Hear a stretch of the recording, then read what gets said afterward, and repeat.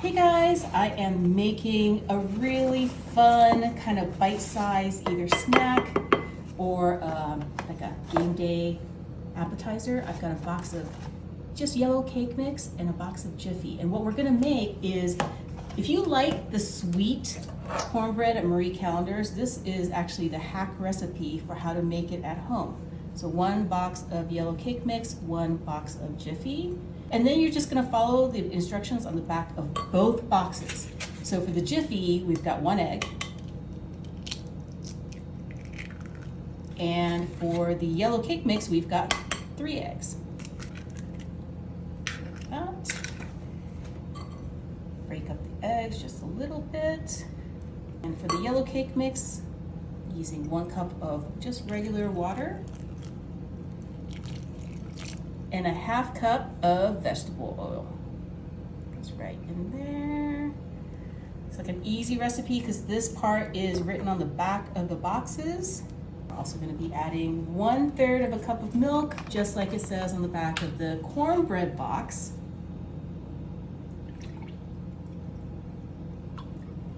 That goes in there as well. And I'm just going to give this a mix. I don't like to over mix my batters because I think it makes it tough. So the minute it kind of comes together like that, we're going to be transferring this into a muffin tin. So just get your trusty scoop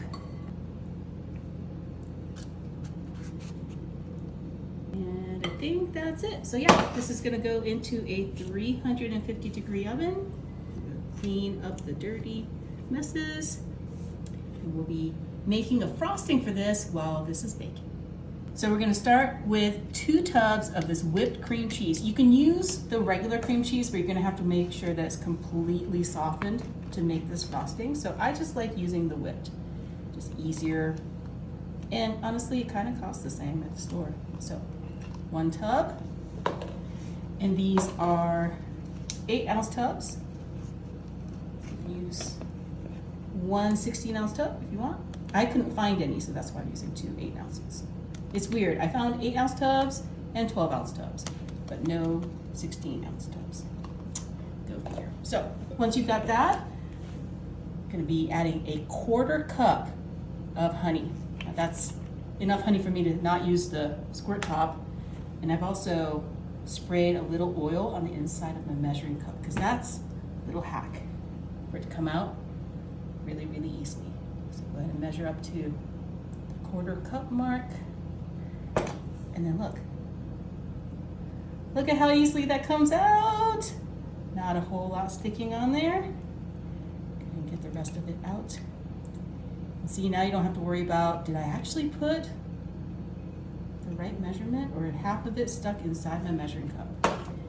Last thing is we're gonna get, you can use regular Tabasco. I'm using the green one because I am a baby and it's not as spicy as the red kind. But 2, 3, 4, 5, 6, 7 dashes of your heat Tabasco of choice. You know, there's like so many different flavors now. Mix this all together. Pop this into the fridge. Look at how all these turned out. So these were the ones with the muffin liners, and then I actually made some jumbo ones without the liners. These also look just as good. This is that cream cheese and honey and jalapeno Tabasco blended frosting, which kind of looks like mashed potatoes. Go ahead and pop it onto this one. A little bit goes on every single muffin.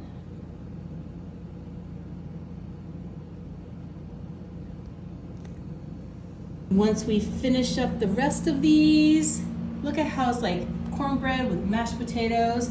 I cooked up, these are frozen panko chicken nuggies. You can use whatever nuggies you like using. I like these because they just kind of have that right shape for me. And we're just gonna pop these right on top.